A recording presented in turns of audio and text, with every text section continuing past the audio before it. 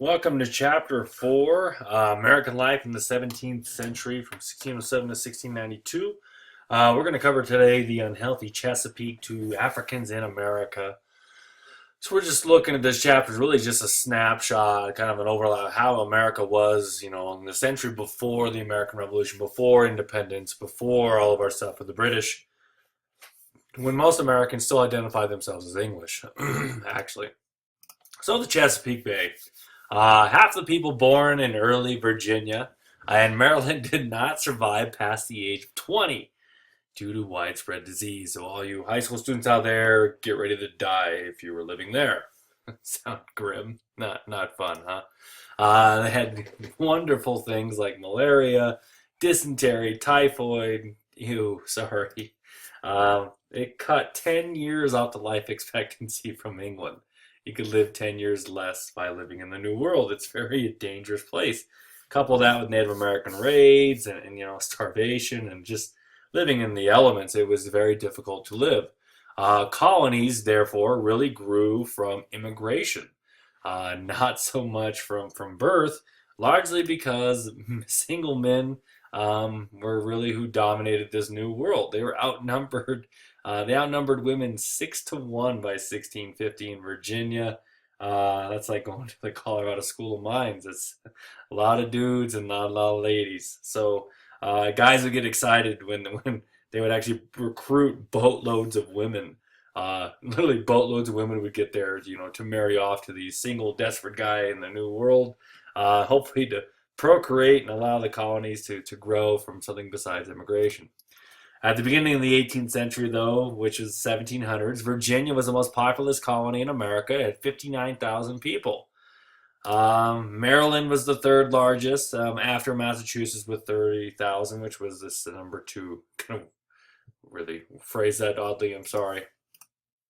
Tobacco in the middle colonies exhausted the soil, which pushed people to move inland for more land, not for man land. I'm sorry. I'm gonna fix that real quickly. Okay. Oh, I'm a fast typer. Which led to more war with the natives. The natives kept moving west, and then the whites. They thought they were away from the whites, and then the whites would show up, and they're like, "Come on, we're trying to get out of your way." And here you guys keep coming and coming. And it led to conflict and more war and just, bad stuff. By the 1630s, though, 1.5 million pounds of tobacco were being shipped out of the Chesapeake Bay every year, and almost 40 million by the end of the century, which when you overproduce things, the law of supply and demand, is the supply going up, demand staying the same, prices drop, makes it harder and harder for people to make money selling tobacco. That, and then later people figure out it's bad for you, and now people don't buy it unless they're just foolish. With that much more production of tobacco, more labor was needed, and so they started bringing in indentured servants, which is virtual slaves, in exchange for working for a set amount of time, usually 7 years. They received transatlantic passage, and then eventually they got their freedom dues when they, finished their servitude. To get to the New World, they were paid a few barrels of corn, a suit of clothes, and possibly a small plot of land to start for themselves. Which, yes, you were kind of a slave for a while. You weren't making wages. You couldn't be bought and sold like a slave, though. But for many people in the old world, this was their one chance to make it and have their own land. So here's a picture of some. Looks like some Africans smoking some tobacco. Tobacco was all the rage in Europe. We talked about in previous chapters. The tobacco economy also led to the Headright System in Virginia and Maryland. Whoever paid the passage of a laborer got a right to acquire 50 more acres of land. So if you brought in a ton of workers, you've got more and more land, which led by 1700, there was 100,000 indentured servants in the region. They were called white slaves. They actually represented more than three-fourths of all European immigrants to Virginia and Maryland during that 17th century. Which led to some problems. Don't get too hungry. I know that looks delicious. Bacon. In 1766, 100 years before independence, about 1,000 Virginians, led by a 29-year-old planter named Nathaniel Bacon, revolted against the Virginia government. They resented Virginia's governor, William Berkeley, who was a royal appointed governor, his friendly policies towards the Indians or the natives. And when Berkeley refused to retaliate for a series of savage Indian attacks on the frontier settlements, due to his monopolization of fur trading with them, that's kind of complicated. The crowd attacked the Indians and then chased Berkeley from Jamestown, Virginia, and then set it on fire. Burn it. Just like the Salem witches up north. Burn them. During the Civil War, though, in Virginia that broke out, Bacon suddenly died of disease. Probably, he had a heart attack from all the bacon he was eating. I don't know. Berkeley took advantage of this, crushed the uprising, hanging more than 20 rebels. But this was the biggest uprising in pre-colonial or colonial era of the United States, not the United States of America. Very, very, a lot of lawlessness and craziness going on here. Bacon's rebellion and the tensions afterwards forced planters, instead of having all these indentured servants who were educated, who have the means to fight back, instead of bringing them in there, they looked to Africa for labor, which is, sadly that is sets up more of the tradition of African slaves, which eventually is going to lead to the Civil War. So we're looking way down the road, but you can see some of these things coming here. So here's a picture of Bacon's rebellion, the burning of Jamestown, and that guy has some chickens in a cage. Maybe they're gonna have a barbecue. I don't know why everything's always food with me. I'm always hungry, I guess. So slavery. Even though Africans were first brought to Jamestown as early as 1619, there was very few in the South by 1670. But by the 1680s, wages in England were rising so fast that you didn't want to go be an indentured servant because you make a lot of money back in England. And who wants to go live where you can die 10 years earlier? And there's no ladies either. So without a lot of indentured servants coming in, they needed to find labor somewhere because tobacco is a crop that needs lots and lots of labor and work. So they turned to black slaves. By the mid 1680s, black slaves were outnumbering white servants among the plantation colonies' new arrivals. And in 1698, the Royal African Company lost its monopoly on carrying slaves to the colonies, so it opened it up for more slave trade. In fact, Rhode Island jumped on that.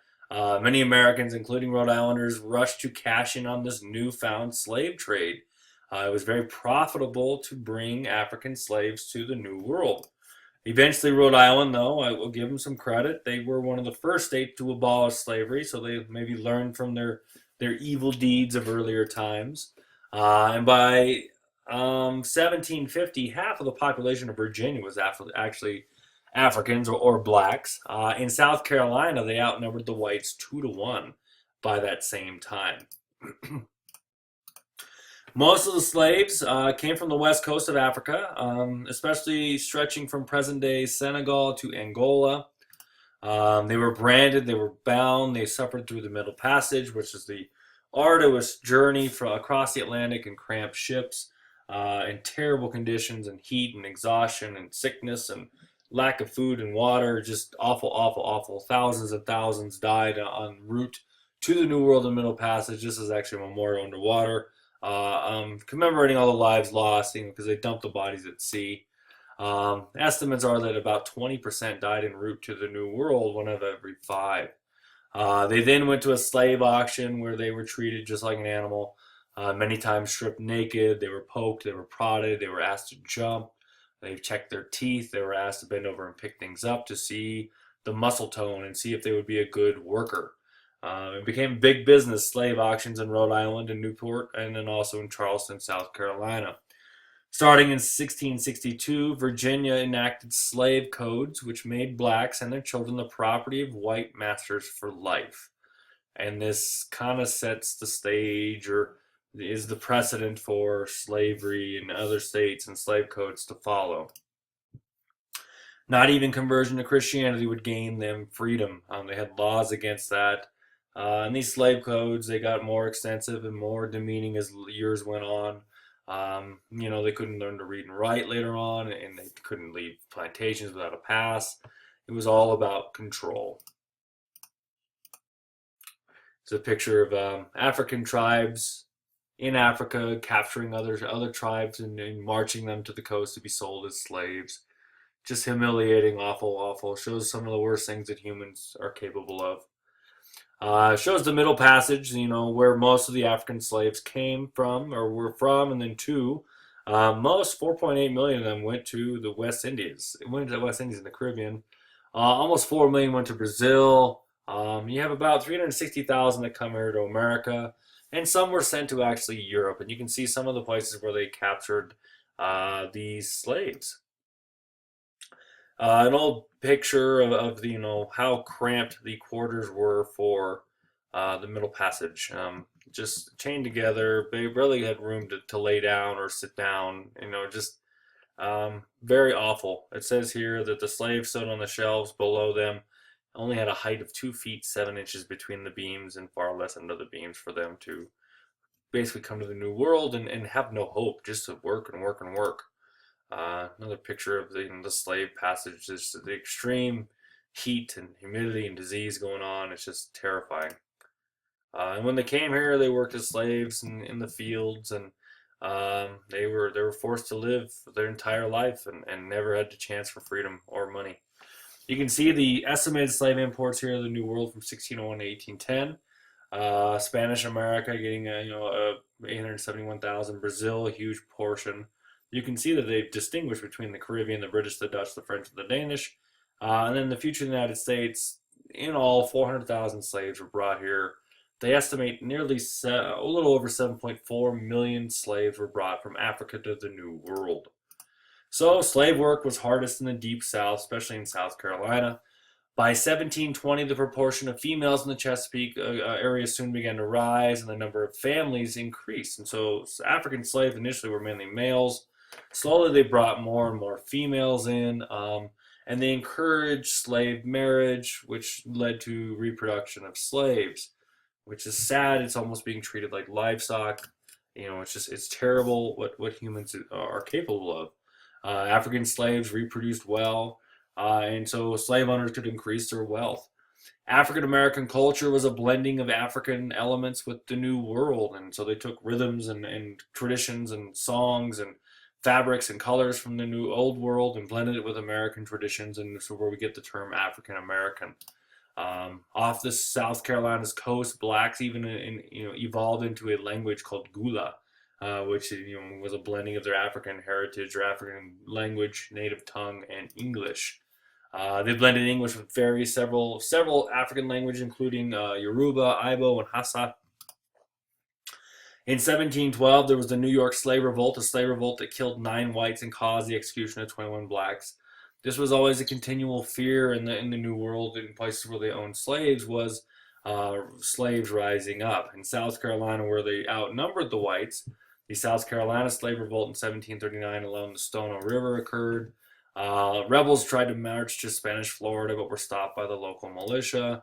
No slave revolt, though, in terms never reached the height or the levels, the scale of Bacon's rebellion in terms of number.